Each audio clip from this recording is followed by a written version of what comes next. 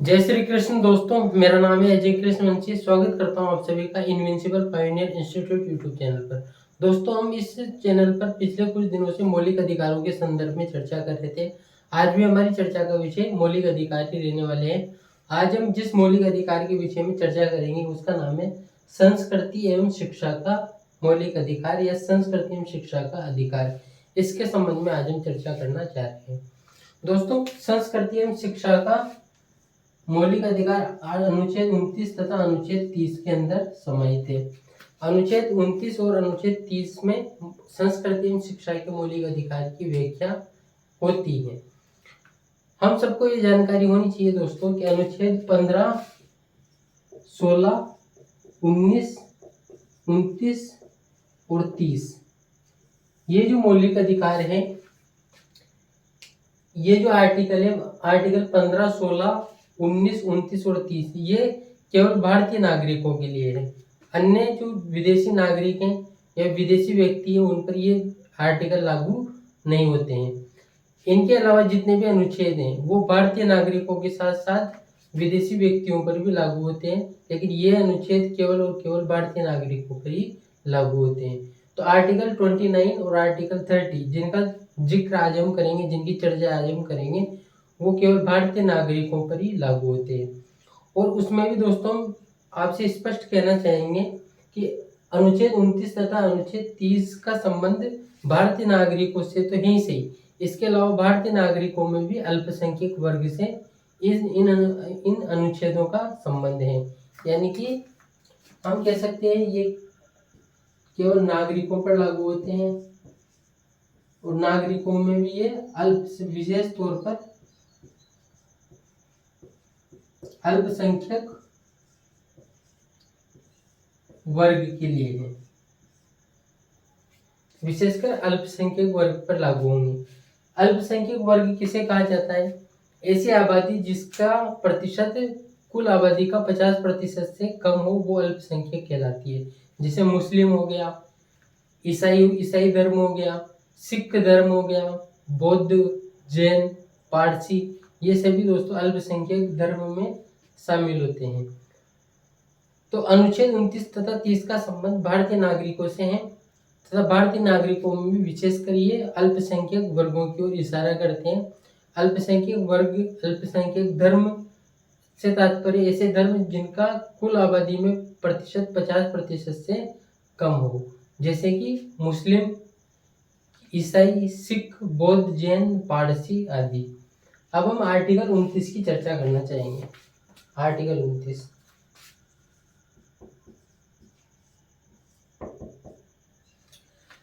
Article 29 कहता है दोस्तों, अल्पसंख्यक वर्ग अपनी भाषा, लिपि तथा संस्कृति को बनाए रख सकते हैं। अल्पसंख्यक वर्ग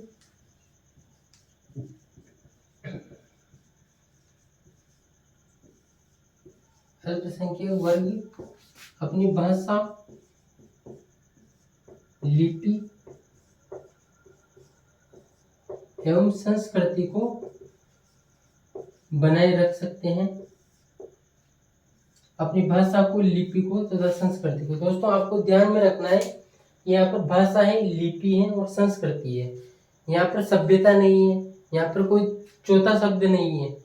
तो आपको ये 3 शब्द ध्यान में रखने हैं, क्योंकि एग्जाम में इस प्रकार से भी प्रश्न आते हैं कि आर्टिकल 29 में जो अल्पसंख्यक वर्गों को अधिकार दिए गए हैं वो किस संबंध में है। तो भाषा, लिपि, संस्कृति, सभ्यता, इस प्रकार से ऑप्शन आ सकते हैं। तो फिर वहां पर किससे संबंधित नहीं है, तो फिर सभ्यता से संबंधित नहीं है। तो ये 3 शब्द आपको ध्यान में रखने होंगे, भाषा, लिपि तथा संस्कृति को बनाए रख सकते हैं। आर्टिकल 29 कहता है अल्पसंख्यक वर्ग अपनी भाषा, संस्कृति तथा लिपि को बनाए रख सकते हैं।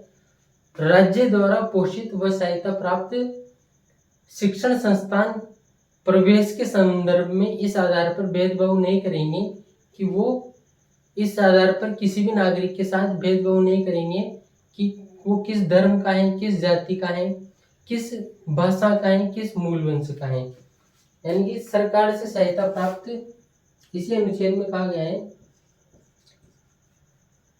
राज्य द्वारा सहायता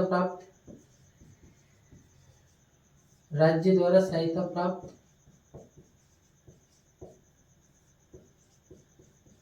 राज्य द्वारा सहायता प्राप्त या पोषित शिक्षण संस्थान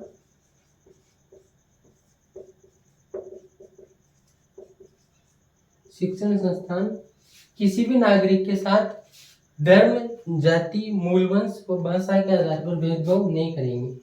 धर्म, जाति, मूल वंश व भाषा के आधार पर भेदभाव नहीं करेंगे। इसी अनुच्छेद में कहा गया है दोस्तों कि राज्य द्वारा पोषित व सहायता प्राप्त शिक्षण संस्थान किसी भी नागरिक के साथ धर्म, जाति, मूल वंश तथा भाषा के आधार पर भेदभाव नहीं करेंगे। यानी कि उन शिक्षण संस्थानों में प्रवेश के संदर्भ में इन आधारों पर भेदभाव नहीं किया जा सकता। तो आर्टिकल 29 का जिक्र हमने कर लिया कि अल्पसंख्यक वर्ग अपनी भाषा, लिपि तथा संस्कृति को बनाए रख सकते हैं। और इसके अलावा राज्य द्वारा पोषित या सहायता प्राप्त शिक्षण संस्थानों में प्रवेश के संदर्भ में इस आधार पर भेदभाव नहीं किया जा सकता कि वो किस धर्म का है, किस जाति का है, उसका मूल वंश क्या है और उसकी भाषा क्या है। अब हम आर्टिकल 30 की बात करेंगे। आर्टिकल 30 कहता है दोस्तों, अल्पसंख्यक वर्ग अपने शिक्षण संस्थानों की स्थापना कर सकता है। अल्पसंख्यक वर्ग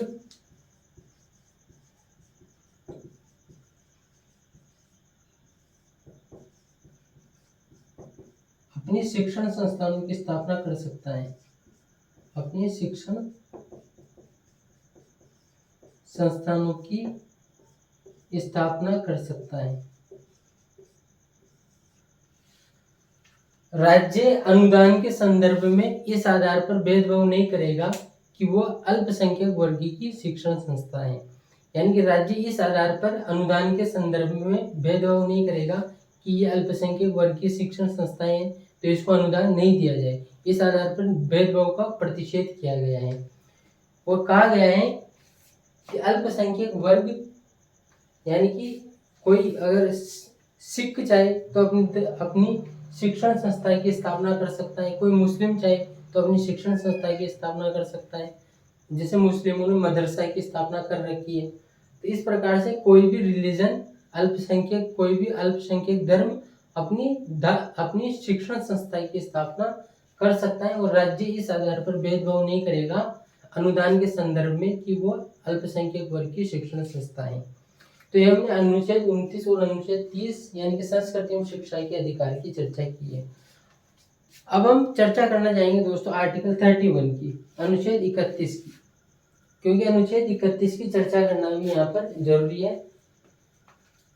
हालांकि अनुच्छेद 31 में जो संपत्ति का मौलिक अधिकार था वो मौलिक अधिकारों की श्रेणी से हटाकर अब कानूनी अधिकार बना दिया गया है, लेकिन उसमें कुछ आर्टिकल हैं उनकी चर्चा हम करेंगे। उसके बाद में नेक्स्ट लेक्चर में हम संवैधानिक उपचारों के अधिकार जो हमारा अंतिम मौलिक अधिकार है उसकी चर्चा करेंगे। तो ये जो चर्चा मैं करने जा रहा हूँ आपके साथ 2-5 मिनट और लगेंगे, लेकिन बहुत ही महत्वपूर्ण चर्चा है, उसके साथ भी आप बने रहिए। इसको स्क्रीनशॉट लेना हो तो ले लो आप, मैं इसको साफ कर देता हूँ।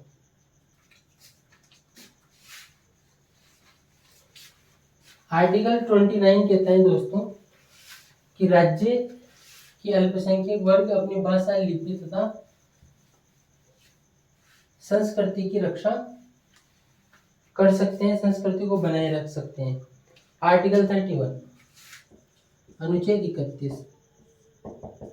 अनुच्छेद 31 में दोस्तों जो संपत्ति का मौलिक अधिकार था उसको मौलिक अधिकारों की श्रेणी से हटाकर कौन से संविधान संशोधन के द्वारा, 44वें संविधान संशोधन के द्वारा, 44वें संविधान संशोधन 1978 के द्वारा संपत्ति के मौलिक अधिकार को मौलिक अधिकारों की श्रेणी से हटाकर एक भाग 12 के अंतर्गत 300A या 300 कर के अंतर्गत एक विधिक या कानूनी अधिकार बना दिया गया। तो पहली बात तो हमें ये ध्यान में रखनी है, मूल संविधान में अनुच्छेद 31 भी था और ये संपत्ति के अर्जन से संबंधित मौलिक अधिकार था। यानी कि मूल संविधान में 7 मौलिक अधिकार थे, उनमें 7 जो छठा मौलिक अधिकार था उसमें वो संपत्ति का मौलिक अधिकार था, लेकिन 44वें संविधान संशोधन 1978 के द्वारा संपत्ति के मौलिक अधिकारों की श्रेणी से हटा दिया गया है। अब हम बात करना चाहेंगे अनुच्छेद 31A और अनुच्छेद 31B की। आर्टिकल 31A तथा आर्टिकल 31B। प्रथम संविधान संशोधन 1951 के द्वारा इनको जोड़ा जाता है। फर्स्ट संविधान संशोधन 1951 के द्वारा इनको जोड़ा जाता है। दोस्तों इन अनुच्छेदों में 31A और 31B में उन विधियों का उल्लेख है जिनको न्यायालय में चुनौती नहीं दी जा सकती। इनमें उन विधियों का उल्लेख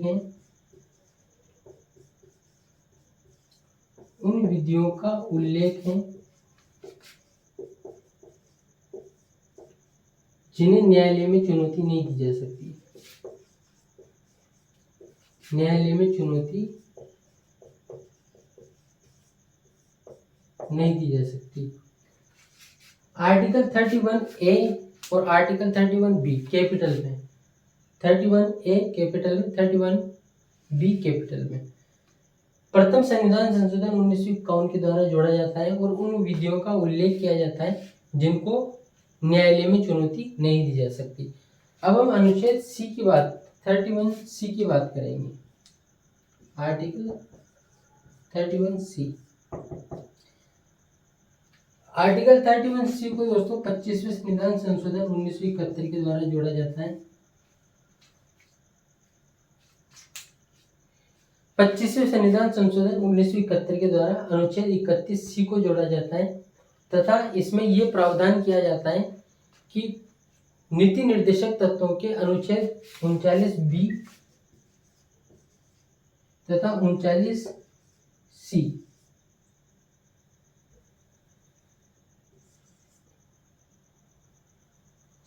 स्मॉल है दोस्तों। अनुच्छेद 39B और 39C को सभी मौलिक अधिकारों के ऊपर प्राथमिकता दी जाती है। क्या बोला मैंने, एक बार फिर से रिपीट कर देता हूँ। अनुच्छेद 31C कैपिटल में है ये।